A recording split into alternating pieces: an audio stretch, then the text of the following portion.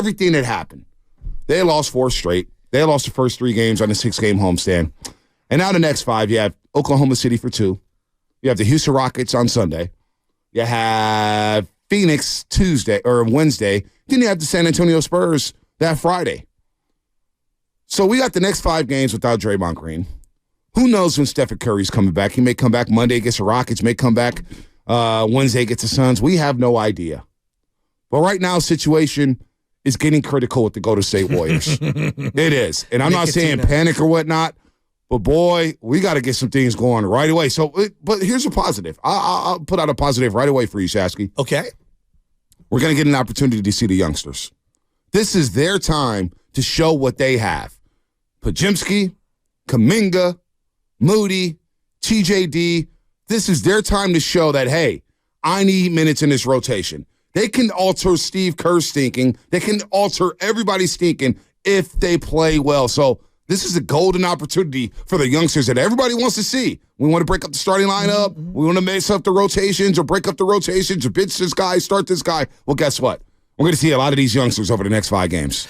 That's a great silver lining to everything that's going on. I was going to say that I'm looking at like Andrew Wiggins as an example of somebody who can maybe get himself right. You know, like this is a great opportunity to reacclimate himself into the offensive scheme, the defensive scheme, and just get this term of endearment from the Warrior fans. Like right now, it feels like Warrior fans are legitimately championing Wiggins to get back to where he was. Yeah. They want him so desperately to get back to where he was. It does feel, I know Draymond's the headline. We're going to get into the Draymond thing in a second, but it feels like approval rating for Kuminga is at a very big time low. Maybe going back to the playoffs last year, people are, well, they're not frustrated, but it feels like we're on the brink of finding out one way or the other, whether we're done with Kuminga or not. And I feel like we need to be a little more patient. Well, yeah. I know it's been 3 years. I know, but you know what? It's clunky. He had a solid weekend, getting to the free throw line, showing some activity. Kind of where I'm at. He was lost against the Minnesota T-Wolves on Tuesday night. It's one game, but this is what we do as sports fans these days. One game, and we flip, and we go the other way. 2 games, we flip, we go the other way. We can't just wait for 2 weeks. So now, here's where we're at with Andrew Wiggins, because you started right there. I said 14 games, let's reevaluate them. Well, by the time we get back on Monday, it'll be 14 games. Tonight will be 13 games. Against a team with some really good wings. Really good wings, really good athleticism. You could say great, but I would say really good. No, let's just say good. Yeah. And they're ascending. Yes, Oklahoma City is ascending. Chet Holmgren, Josh Giddey, SGA's back, Shai Gilgeous-Alexander. We missed him a couple Fridays ago when the Warriors outlasted them 141-139. And that day, without SGA, the Thunder shot 60% and lost. So, but they got great looks. Lou Dort had great looks. Chet Holmgren was doing his thing. Josh Giddey started cooking in the fourth quarter. And Jalen Williams, the one from Santa Clara, he really looked out of shape in that game and still had like 17 or 18. So this is going to be a monster opportunity for Andrew Wiggins to get back. He's going to have the assignment to snuff out SGA. You want to keep SGA at the paint? Well, it starts with Andrew Wiggins on defense at the point of attack. And then when you get to Kuminga, you know what, Kuminga? Josh Giddey. A lot of Warrior fans thought, hey, man, that should have been us who had Josh Giddey, not you. We should have selected Josh Giddey. There's some Warrior fans who think it like that. You could erase that tonight. You can go out there and shut down Josh Giddey at the point of attack. So, again, it's a great opportunity for Andrew Wiggins to get back on track. Klay Thompson, you know what? Somebody got to create for him because right now he can't create for himself. It is what it is. And I love Klay. He's a great shooter, but he needs help at this point of his career. He needs help to get open. It was obvious in the Lakers series. It's been obvious to start the season. Somebody help Klay. He needs help, and I don't care about the damn money right now. He needs somebody to create some shots for him, and maybe it's Podziemski, maybe it's Chris Paul. But again, the silver lining as we get to Draymond Green, 888-957-9570 is 5 games too much for Draymond. Do you think 5 games is too much, or is it warranted? These guys have to step up, and the youngsters have to step up. Along with the veterans, no doubt, but it's a golden opportunity for the youngsters here, Shasky. But let's pivot to Draymond Green. Okay. When the news came down, what was your first thought? This is what the Warriors signed up for. You know, I'm exhausted by Draymond Green and trying to adjudicate my frustration level over the years with him, with Warrior fans. Some people condone all the actions. Some people are a little more reasonable like me, where it's like, hey, let's take each individual. You're reasonable? when it comes to Draymond's antics and looking at it beyond, the Warrior fan lenses. I try to be. I mean, I know that I see things for the most part through a Warrior fan lens because I'm a Warrior fan. But like, this is what the Warriors signed up for. Now, I understand that there was a financial component of keeping him on the team to maintain that slot because if he leaves in free agency, you kind of just lose that financial slot. And I understand that. There's a loyalty factor. This guy is a champion. He is one of the heartbeats of the team of the last 35 years. Like, no doubt about it. All those things ring true. But at some point, if you're going to continue to enable the behavior, well, then that's what you've signed up for. And so me screaming and yelling about, gosh, when is enough enough? I mean, this is what they signed up for, And so now you have to face the repercussions or the consequences, if you will, of having to have a guy who plays on edge at all terms. And, Saturday night, he was on edge. And I could see it from the jump. He wasn't ready to play. I thought that bled over into Sunday. We could argue about that, but they lose Saturday night. He's ejected from that game. Sunday's game, he gets Anthony Edwards all fired up and riled up. I don't blame him for that. It's just what he does. So whatever. But then you get thrown out of the game the other night, and now you're out for another fucking. That you could make an argument that's 7 games that are going to be affected for your team's overall standings as Father Time is coming for you, as upstart teams like Oklahoma City are coming for you. And I just throw my hands up and I'm like, man, I'm exhausted by the Draymond experience because now he's really put the team behind the 8 ball and we're demanding, as a fan base, these young players to ascend and take up all of this time that he would be getting when he let them down. So my thought when it happened, I thought 3 games, he got 5 and I wasn't outraged about it. And when you think about last season and how it started, and we could point the finger at a lot of different people for the slow start of last season, but the vibes were wrecked the moment his fist landed on Jordan Poole's jaw. That's just, it is what it is. And he said, look, man, I screwed up. It was my bad. And look, we had to wear it. We had to live through it. And we lived through a second round exit to the LA Lakers. And it was a mess. Last year's team was a mess. But he had his fingerprints all over that. So he gets his money. They pick him basically over Jordan Poole. They trade Jordan Poole out. But it's funny because everybody's talking about, man, we need more shot creators. We need more guys to break down the defense. Well, guess what? That's what Jordan Poole was. That's exactly who he was. But he's in D.C. now, so we move on. I'm disappointed in this sense because he was talking about accountability on Sunday. And you're right. He missed Thursday's game against the Denver Nuggets for personal reasons. That I don't, whatever. Saturday night, you get kicked out. You're chirping. And you took the bait. And here's the thing. You're 12 years in, and you're still taking the bait.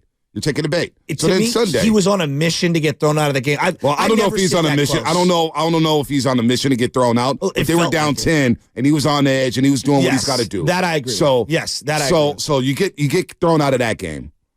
You wilt in the fourth quarter of that one. You get blown out going away by the Cleveland Cavaliers for the second time in 6 days, and they outscore you 108-62 in the paint. And you're the paint protector. You're the guy who's down low on the block, and you're barking left and right, and yet they're scoring left and right in the paint. Now, it's not all Draymond's fault because dribble drive penetration is killing the guards right now. But then Sunday happens, and then Tuesday happens. And Tuesday happens after the post game on Sunday, in which you said we all have to be more accountable, blah, blah, blah, blah, blah, blah, blah, blah, blah. And then you get kicked out a minute 43 into the game. And you could say, look, I'm all good with him protecting his teammate. But you can't go above the neck. You know better than that. They call a flagrant 2 when you go above the neck on a layup. So what do you think's going to happen when you got a guy to chokehold for 9 seconds? It is what it is. And don't give me this Gobert crap. I'm looking at Draymond Green. He's 12 years in the league. We need him. And now Steph Curry's out. Steph Curry's out. And the next 5 games are against OKC, Houston, Phoenix, and San Antonio. So for the second straight year, early in the season, Draymond Green has let us down again. He's let us down again. And I know Joe Lacob can't be happy. Steve Kerr can't be happy, and his fan base isn't happy. Because right now we're on a 4-game losing streak, and I don't know how they're going to stop the bleeding without Stephen Curry and without Draymond Green. I just don't know. No, it's so many great points there. But Bonte, they did sign up for this. Joe Lacob knows what he signed up for. He signed up for it. I mean, there was a mixtape. I don't even want to call it a mixtape. There was a highlight package of all of the different things that Draymond's done over the years, and they were missing some of the stuff. Trust me. a slew of texts yesterday about Draymond Green. All day long goes the Draymond Green show, unfortunately. And individually, each one can be justified however someone wants to justify them or explained, or we could. But when you watch them all consecutively, the guy has a laundry list of shenanigans, and that's the best way to put it. It's a lot of shenanigans. Right. And you can file it under hard nose, that's how you play, walk up to the line. Well, when you have that resume, with that resume comes priors. And when something like this happens, we bring up your prior history. When you go in front of the judge, they look at your prior history. Do you have a history of assault? Do you have a history of recklessness? I'm talking about in the court, And those things do matter when people are making judgments. Well, yeah, Woj said it yesterday, and it was obvious. They will look at his reputation. When you have a reputation and you've been ejected and you've had a slew of technicals, and what happened in Sacramento, whether or not we agree with it, but Game 2 did happen in front of Adam Silver and Joe Dubars. That happened at the Gona One Center. Now, I don't think it was going to incite a riot, but some of those guys rotted their rockers in the bleachers. That was overblown. Yeah, was a little strong. But when you do that in front of the commissioner of the NBA, and you do that in front of Joe Dumars, who's now running things in a league office, you're going to get popped. And then you look at the history that leads all the way back to 2015, 2014. And it just adds up. So that benefit of the doubt that he used to get, he's not going to get anymore. And he's not even getting it from the referees on the floor when he's barking at them. They're teeing him up and telling him, hey, chill, dude. And here's the cold part about it. All this is happening, and the fear factor that I keep talking about this week, that mystique of the Warriors, the championship mystique that they've had over the last decade, it's now gone, folks. It's completely dissipated. Clay's not the same guy no more. Wiggins is in a funk. The only guy they fear is Stephen Curry. And you know what they're saying? That's all you got, Steph Curry. That's cool. You can get your 30, Steph. Go ahead, get your 30. Hit your 4 to 5 threes. We got everything else locked down. That fear factor, that logo that used to intimidate teams. I used to watch teams come in at Oracle Arena, and they'd be fighting for their lives in the first quarter, knowing that we're about to get blown out by 20. And even at Chase Center, when they started 18-2 during the championship season to win their 4th ring, teams are like, oh, boy, the Warriors are back. The Warriors are back. Even when they won 15 games and Stephen Curry came back that Thursday night against the Toronto Raptors, I remember going to that locker room. I was like, boy, what do you guys think about Steph Curry? Kyle Lowry, Pascal Siakam, OG Anunoby. All those guys are like, we're in trouble next year because Steph is Steph. That fear was 4 still. years ago. No, but I'm saying that. Let me finish my point. The championship year, that fear factor was there. Last year, after Draymond did what he did in training camp, teams looked at Draymond Green and they looked at the Warriors like, oh, you guys have a great culture? Really? Think about the contrast in Minnesota and the Warriors. We all missed this yesterday. Draymond Green punches Jordan Poole. The Warriors essentially do nothing about it. He didn't get suspended. He missed a few practices, but he got to participate in ring night, and the applause was subdued. Rudy Gobert hit Kyle Anderson in the chest in a playing game. You know what Chris Finch and the Minnesota Timberwolves did? They traveled to L.A. and said, Rudy Gobert, sit your ass at home. You're not playing in this game. And that was a playing game. I know. So around the league, everybody looked at the Warriors culture like, really? That's the culture? And now the mystique is gone. The mystique is gone. And now teams are coming at the Warriors. They're coming. They've been waiting for this since 2014-15. But why are we surprised? Because Kevin Durant literally said the reason that he was frustrated with the Warriors was over how they handled things in-house. There you go. I mean, how many years ago was that? That was 2019. It's 4 or 5 years ago. So I on the whole mystique thing, I just think the nature of sports, everyone's always trying to come for the top dogs, and so that's going to happen organically. But no, now it's gone though. Now teams are coming in. And they're like, we're not afraid of anything. Well, that's teams just play scared. They get all rattled. Think about the fourth quarters. Think about the fourth quarters here. Minnesota, they did what they wanted. They did what they wanted in back-to-back fourth quarters. The Cleveland Cavaliers, back-to-back fourth quarters against the Warriors. They did what they wanted. Denver, they're the champs. They feel good right now.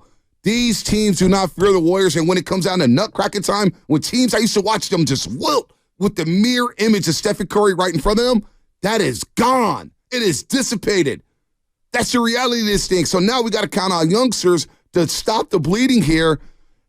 And you know what? It is what it is now. Yeah, but isn't that unfair? Like this whole, we got to count on the youngsters. For the last 2 years, for example, Moody and Kuminga, you're not good enough. That's literally what the fan base and the team has told them. You're not. We're up here, and we have a standard, and we can fail a little. I don't know if that's you accurate. can't fail at all. I don't know, because all I keep hearing is the youngsters need time. The youngsters need to start. How many calls did we take yesterday where they said either Pajimski needs to start, Kuminga needs to start, Moody needs to start? We need to see them. A lot of fans are saying we need to see the youngsters. Well, guess what? You're about to see the youngsters right now. Yeah, that's true.